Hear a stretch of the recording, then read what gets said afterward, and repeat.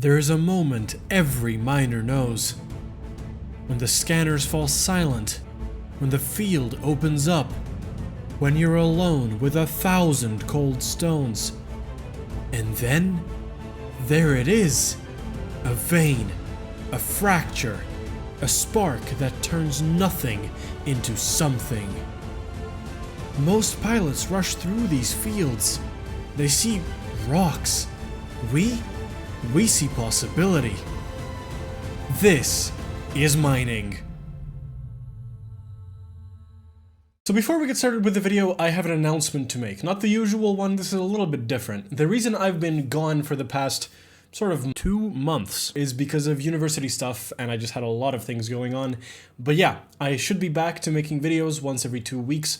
Hopefully, unless work calls and I have to go and I can't really record, but hopefully I will be able to solve this little issue and I will be able to make videos frequently for you guys.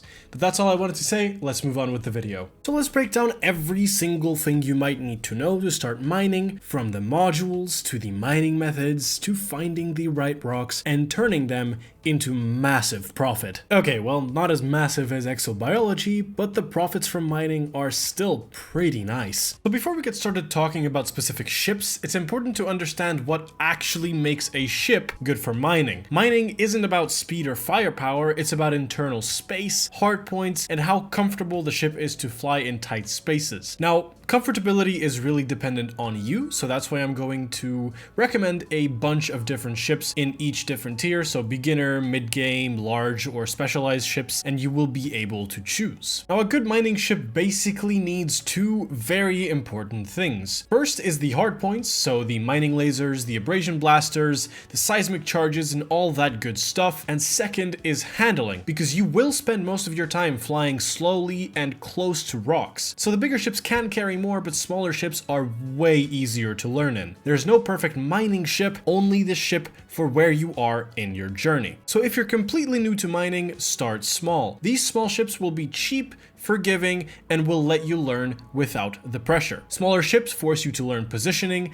limpet management, and asteroid selection. They don't make the most credits because they don't have the most amount of cargo space, but they help you make the fewest amount of mistakes. So the recommended ships here are the Cobra Mark III, the Adder, and the Type 6 Transporter. Now, once you're comfortable, mid-tier ships let you mine efficiently without becoming unwieldy. These ships are where mining really clicks. You can fit every mining tool, bring plenty of limpets, and still maneuver comfortably. For many players, this is the sweet spot. The ship recommendations here are the ASP Explorer, Keelback, and the Python. The Python is especially strong due to medium pad access and the amount of internals that you can fit into it. So last but not least, let's talk about large and specialized ships. These ships are built for endurance. They stay out longer, carry more, and make fewer trips, but they demand experience. Big ships shine once you already understand the mining flow. They're slower to position and harder to recover from mistakes, but incredibly efficient in skilled hands. These include the Type 9 Heavy, the Type 10 Defender, and the Imperial Cutter. Now, I know I said large and specialized ships are the last section, but there is a special note, a dedicated mining ship,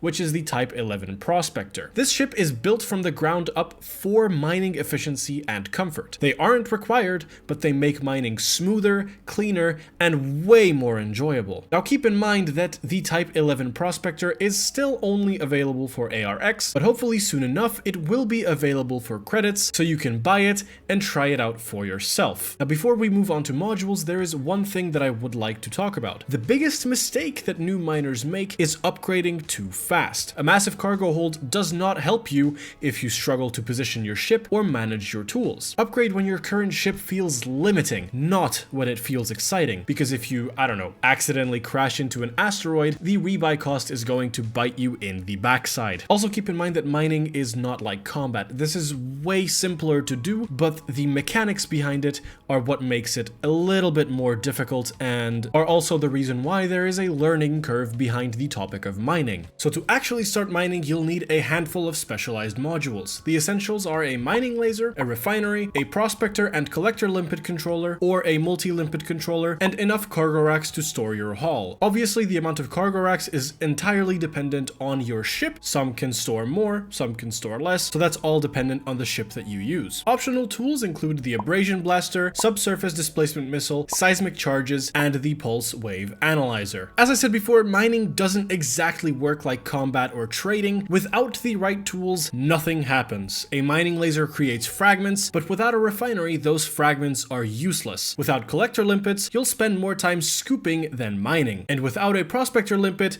you will get fewer materials from every single rock you mine. So now that you know more about the types of ships and the types of modules in mining, let's now talk about the actual mining methods. So starting us off is laser mining, which is coincidentally the simplest method. You just fire a mining laser at the asteroid to chip fragments off of it, and your collector limpets gather the pieces. It's reliable, relaxing, and perfect for beginners. Just don't forget to lower your cargo hatch, because otherwise your collector limpet will not be able to actually do anything. So when you laser an asteroid, you're breaking off fragments that contain raw materials. The prospector limpet increases how many fragments you get. Without it, you're basically wasting time. Medium-sized asteroids tend to give the best balance of yield and mining time. This method is entirely forgiving. Even mistakes still make money, as you just have to fire a laser at an asteroid, and that is basically it. Next up is surface mining. Surface mining focuses on glowing surface deposits. Your prospector limpet highlights them, and the abrasion blaster knocks those deposits loose. It's slightly more hands-on, but extremely satisfying. These surface deposits are pre-formed resource nodes. Unlike laser mining, you don't chip away at it randomly, you target exactly what you want. This makes surface mining faster, but less forgiving if you miss. The third method is subsurface mining. Subsurface mining targets deposits hidden inside the rock. These subsurface deposits are shown by your prospector limpet. You fire a displacement missile, watch the extraction bar in the lower left-hand corner, and release at the right moment to pull the deposit from inside. So the missile basically drills into the asteroid and pulls the materials out, but the timing is everything. You release too early and you get nothing. You release too late and the deposit collapses. This method looks hard at first, but once it clicks, it is incredibly efficient. And last but not least, we have deep core mining, which is the most rewarding and the most mesmerizing method. Also, the most misunderstood. The pulse wave analyzer only highlights possible cores. To confirm, fire a prospector limpet and look for the words core detected. Without that, there are no fissures. Once the core is confirmed, place seismic charges, detonate, and collect the massive payout. Just be careful, don't fire too little or too many seismic charges, otherwise the yield won't be as efficient as it could be. So as I said, the pulse wave analyzer only tells you where to look, not what's actually there. This method is most likely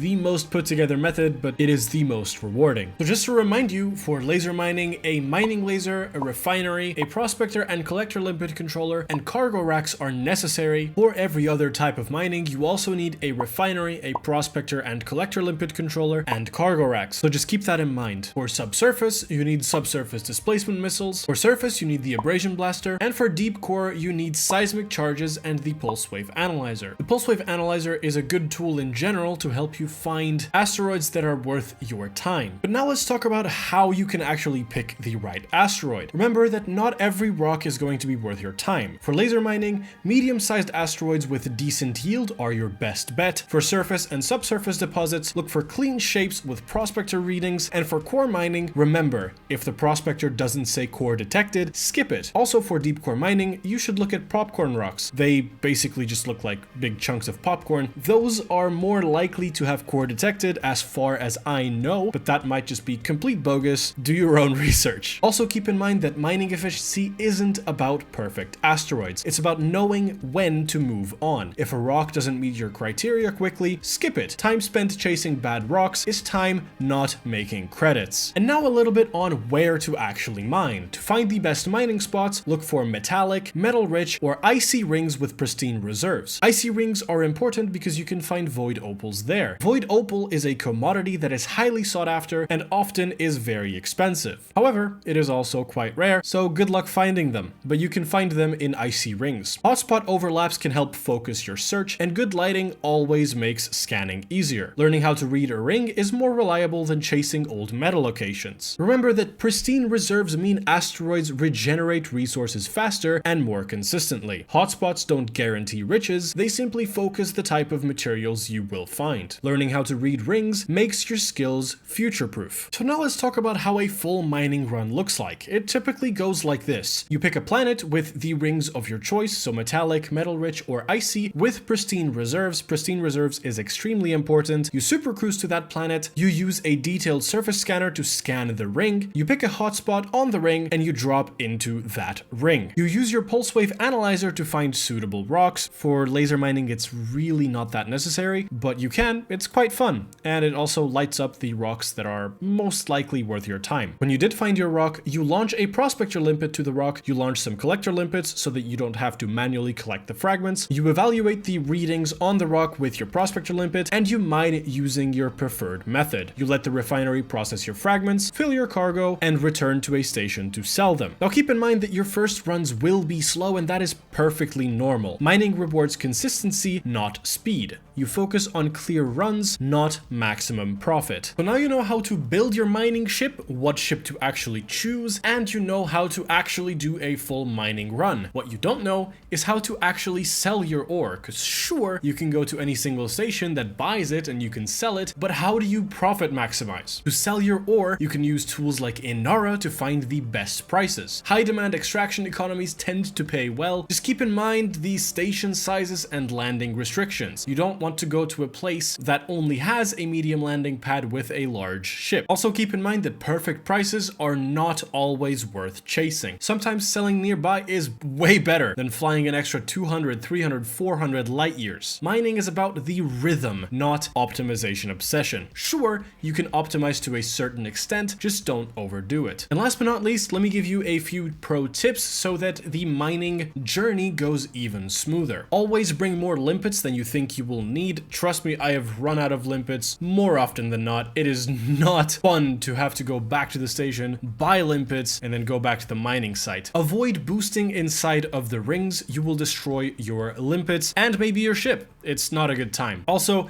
be sure to have a shield generator in the ship, because if you do deep core mining or basically anything and you ram into an asteroid or the seismic charge blows up nearby you, your ship is gonna blow up too. And that's not good. Also, when you're firing your prospector limpets, be sure that your ship is almost completely still before you fire them. Don't move the ship anywhere, just stay still. I've had this happen more often than not. I'm not sure if this is a feature or a bug or if this is just me, but when I was moving and I fired a prospector limpet, the prospector limpet broke. So don't be like me, learn from my mistakes. And remember, most frustrations in mining come from rushing. Slow down, stay deliberate, and let the tools do the work. So yeah, that's the end of the video. Thank you guys for watching. Bye-bye. I'm just kidding, but the video did come to an end, so that part is true. The fast outro is not. I was just kidding. I gotcha, didn't I? Haha. Okay, that's enough. So, thank you guys for watching the video. It's taken me longer than I am willing to admit, more than 2 months, but yeah, shh, don't tell anyone that, please. Yeah, I don't really have a good explanation for it other than me being extremely lazy, and I hope that the next video will be out on time, so the next 2 weeks, I suppose, or I hope, because that was my previous upload schedule, and I hope I will be able to stick to that again. But yeah, as I said, I don't really have any explanation for it, but this is the end of the video. Thank you guys for watching. I learned a heck of a lot, especially about deep core mining, because I actually had no idea how to do it, and now I actually do. So that was fun, and watching the asteroids blow up was also extremely fun. I'm not gonna lie. But yeah, thank you guys for watching. Subscribe down below if you liked the content and you want to be a part of the channel today. Like the video if you liked it, and join the Discord server, which is in the description down below. It is basically called The Experience, without an E, because Xpeigh, so experience. I am very creative. I am well aware. Yeah. Anyways, I'll see you guys next time. Bye-bye.